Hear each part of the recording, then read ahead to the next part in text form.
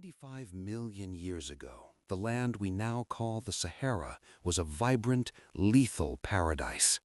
It was a world of emerald greens and deep blues, a sprawling network of river systems that rivaled the Amazon. This is the Caiman group, a geological formation stretching across the border of Morocco and Algeria. To a modern eye, it is a graveyard of red sandstone and dust, but to a paleontologist, it is a window into the most terrifying ecosystem to ever exist on our planet. This first chapter of our journey takes us into the shadows in the Caiman, where the very laws of nature seemed to break. In most ecosystems, you find a pyramid, a vast number of herbivores at the bottom, and a tiny elite group of predators at the top. But in the Caiman, the pyramid was inverted. This was a land of giants where predators were everywhere. Imagine a riverbank where instead of one species of crocodile, there are 5. Imagine a forest where 3 different types of massive theropods, each larger than a bus, are prowling the same square mile. This is the mystery that has haunted scientists for a century. How did so many monsters live in one place without eating each other into extinction? The story of our discovery of these giants begins not in the desert, but in a museum in Munich, Germany. In the early 1900s, a visionary and somewhat eccentric aristocrat named Ernst Freiherr Stromer von Reichenbach set out into the Egyptian wilderness. Stromer was a man of immense patience and intellect, and what he found changed everything. He unearthed bones that didn't fit the known models of dinosaurs found in North America. He found the long, thin, razor-like teeth of a creature he named Carcharodontosaurus and the bizarre, towering neural spines of a creature he named Spinosaurus. Stromer brought these treasures back to Europe, where they were the crown jewels of the Bavarian state collection. But then the world went to war. In April 1944, during the height of World War II, Allied bombers struck Munich. Stromer had pleaded with the museum director to move his African giants to a safe location, but his pleas were ignored due to political friction. In a single night of fire and high explosives, the only physical evidence of the world's largest predators was reduced to ash and rubble. For the next 50 years, the African giants were little more than ghosts, sketches in a journal, memories of a lost world. But the shadows didn't stay hidden forever. In the late 1990s and early 2000s, a new generation of paleontology cowboys, including Paul Sereno and Nizar Ibrahim, returned to the red beds of Morocco. They didn't just find more fragments, they found proof that Stromer's monsters were even larger and stranger than he had dared to imagine. They realized that the Caiman wasn't just a place where giants lived, it was a place where they were forced into a million-year-long rivalry. As the sun sets over the ancient African delta, the shadows of 2 titans stretch across the water. One is a master of the land, a walking fortress of muscle and serrated teeth. The other is a nightmare from the deep, a sail-backed leviathan that claimed the waterways. This is the beginning of the greatest rivalry in deep time. Before we can understand how they fought, we must understand who they were. The shadows are moving, and the first of the giants is stepping into the light. To understand the true rivalry of the Spinosaurus, we must first look into the eyes of the creature that shared its throne, Carcharodontosaurus saharicus. If Spinosaurus was the strange, specialized outlier of the dinosaur world, Carcharodontosaurus was the perfection of the classic predatory form. It was a terrestrial nightmare, a titan of the dry land that represented the absolute pinnacle of what a meat-eating dinosaur could become. When you look at the skull of this animal, you aren't looking at a crushing tool like that of the Tyrannosaurus Rex, you are looking at a guillotine. The name Carcharodontosaurus literally means shark-toothed lizard, and it is the most honest description in all of paleontology. Its teeth were not thick, bone-snapping pegs. They were thin, curved, and heavily serrated blades, some reaching over 8 inches in length.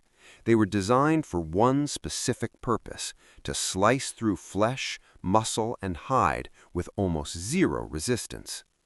In the humid heat of the Cretaceous, a single bite from this animal didn't just cause a wound, it caused catastrophic, unstoppable blood loss.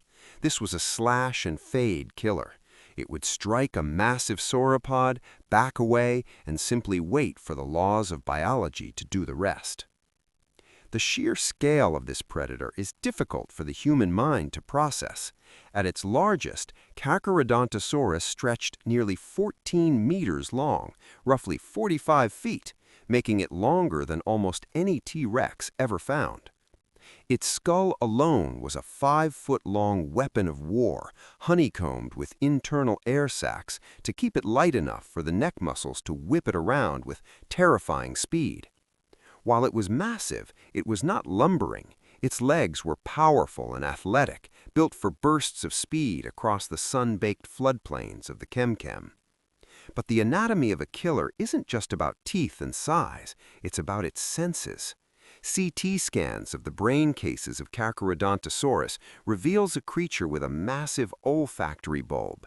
It could smell blood from miles away, tracking wounded prey across the shifting river deltas. Its optic nerves suggest a keen sense of sight, though perhaps not the binocular depth perception of later predators. It didn't need to be a genius, it just needed to be a force of nature. In this chapter of our story, we see this animal not as a monster, but as a masterpiece of evolution. It was the apex of the Carcharodontosaurid family, a lineage of giants that dominated the globe long before the tyrant lizards ever rose to power. In the North African ecosystem, it was the heavy hitter. It occupied the solid ground, the forests, and the edges of the plains. It was the king of the dirt. Imagine a Carcharodontosaurus standing at the edge of a massive river. It is thirsty, and its massive bulk requires hundreds of gallons of water a day. It moves with a calculated, heavy grace, its tail counterbalancing its enormous head. As it lowers its snout to the water, it is the most dangerous thing on land. But the water ripples. A shadow longer than its own moves beneath the surface. This is where the anatomy of a land killer meets its match. The shark-toothed king was built to kill anything that walked, but in the Chem-Chem, not everything walked. The rivalry wasn't just about size, it was about the collision of two completely different philosophies of killing. If Carcharodontosaurus was the perfection of the traditional dinosaur, Spinosaurus aegyptiacus was the ultimate subversion of it. For nearly a century, we pictured Spinosaurus as a sort of Godzilla light, a T-Rex with a sail and a long face. But in the last decade, a series of revolutionary discoveries, spearheaded by Dr. Nizar Ibrahim and his team, has completely torn down that image. What emerged from the dust of the Moroccan Sahara was not just a new dinosaur, but a new kind of animal altogether, the river monster. This is the chapter where the Spinosaurus is redefined. Imagine a creature that breaks all the rules. Stretching up to 50 feet in length, it was longer than a T-Rex and heavier than an elephant, yet its skeleton tells the story of a life lived almost entirely in the water. The first thing you notice is the skull. It is narrow, elongated, and tipped with a sensory array of small pits. These are neurovascular openings, identical to those found in modern crocodiles. They allowed Spinosaurus to sense the pressure waves of swimming prey in pitch black or murky water, effectively giving it biological sonar. Its teeth were not the slicing blades of its rival Carcharodontosaurus. Instead, they were straight, conical, and smooth, perfectly evolved harpoons. They weren't meant to cut, they were meant to grip. Once those jaws snapped shut on a slippery 6-foot-long lungfish or a prehistoric sawfish, there was no escape. This was a specialist fisher, an apex predator of the river channels that had more in common with a great white shark or a gharial than it did with any land-dwelling dinosaur. But the most shocking redefinition came from the tail. For decades, we drew Spinosaurus with a stiff, tapering tail like other theropods. Then, in a landmark 2020 study, fossils revealed a broad, paddle-like structure with tall neural spines. It was a fin. This massive, flexible tail would have allowed Spinosaurus to propel itself through the water with powerful lateral strokes. It didn't just wade, it swam. It was the first true semi-aquatic dinosaur known to science. And then there's the sail, that 6-foot-tall structure of bone and skin that rose from its back. Its purpose is still debated. Was it a thermal regulator to cool the beast in the African sun? Was it a billboard for mating, or a way to look even more massive to a rival Carcharodontosaurus? Whatever its function, it served as a terrifying dorsal fin, cutting through the river surface as the giant lurked beneath. The Spinosaurus was a master of the in-between. Its bones were dense and heavy, acting like a diver's weight belt to help it stay submerged. Its hind legs were unexpectedly short, suggesting that while it was a powerhouse in the water, it was likely awkward and slow on land, perhaps even moving on all fours or sliding on its belly.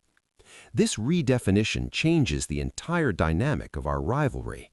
Spinosaurus wasn't trying to be the king of the land. It had claimed a different kingdom, the deep, dangerous waterways of the Chem-Chem.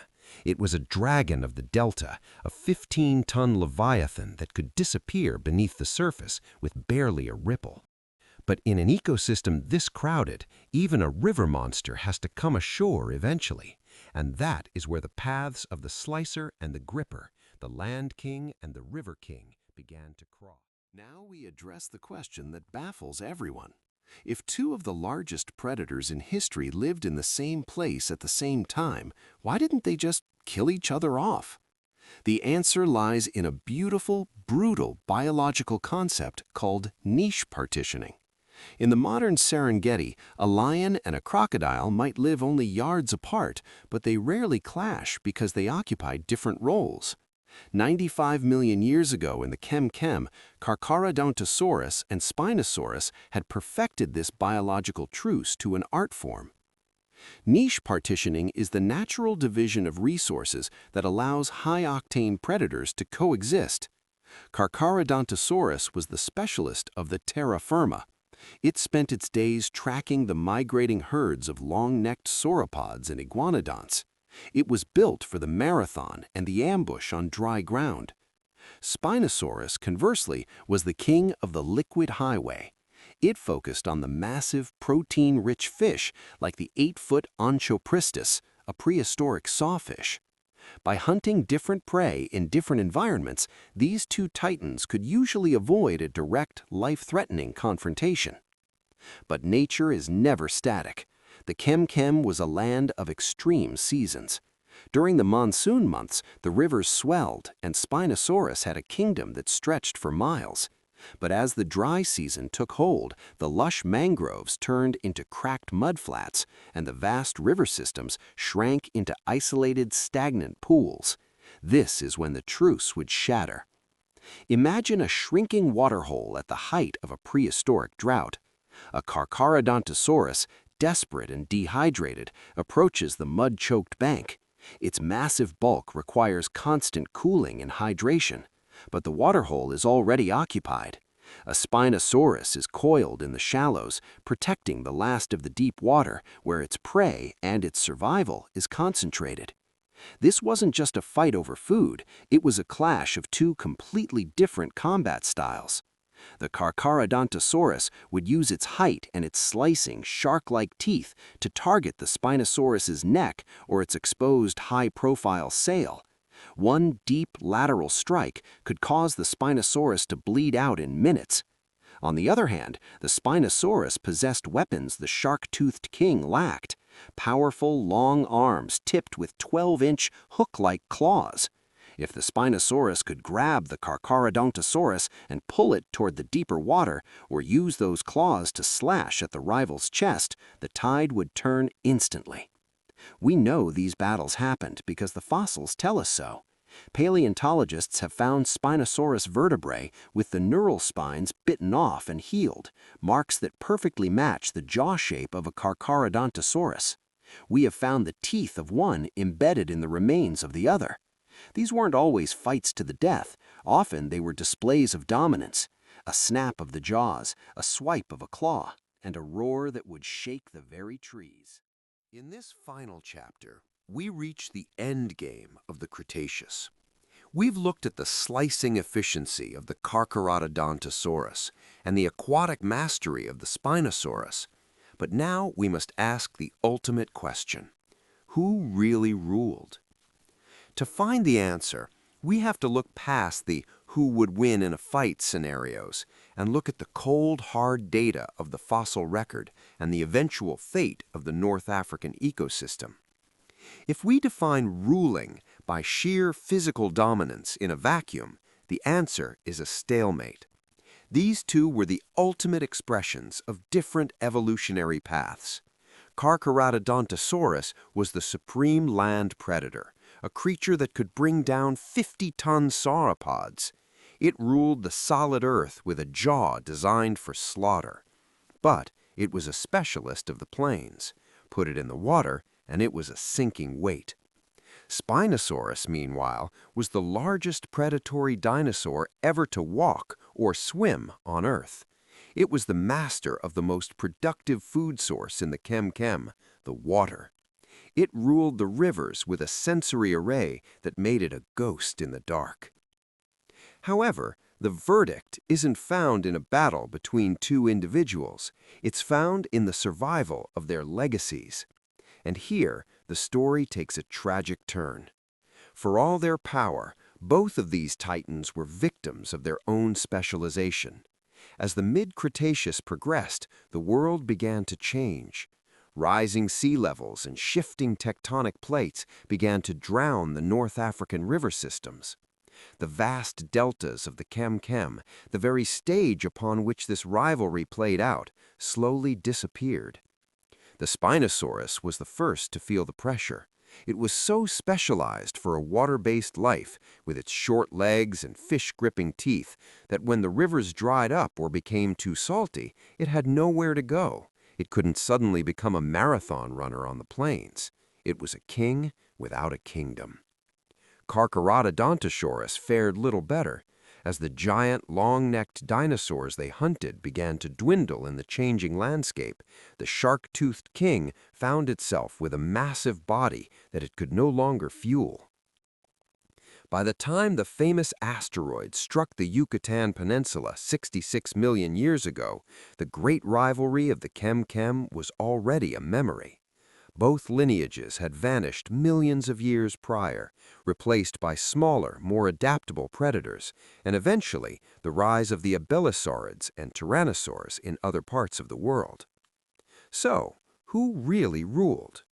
The verdict is that the Chem ecosystem itself was the true master.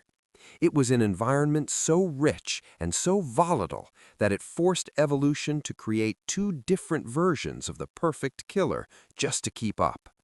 Carcharodontosaurus ruled the now, the immediate, bloody reality of the hunt. Spinosaurus ruled the frontier, the unexplored depths of the river. In the end, their rivalry teaches us that dominance is temporary. They were two gods of a lost world, perfectly adapted for a moment in time that could not last. Today, their bones are found in the same red sandstone, often tangled together, a final silent testament to a time when Africa belonged to the giants. The verdict is that they were equals in a world that eventually became too small for either of them. They didn't lose to each other, they lost to a changing planet. And in that loss, they left behind the greatest legend in the history of life on Earth. Think the Cretaceous had a monopoly on monsters? Think again. Next time we move forward millions of years to the Miocene swamps of South America, there lurked Purussaurus, a caiman the size of a school bus with a bite force estimated at 69,000 newtons, surpassing even the Tyrannosaurus Rex. It was the undisputed king of the Amazonian wetlands, a tank of a predator that could crush anything in its path. Stay tuned as we meet the giant that truly held the world's deadliest grip.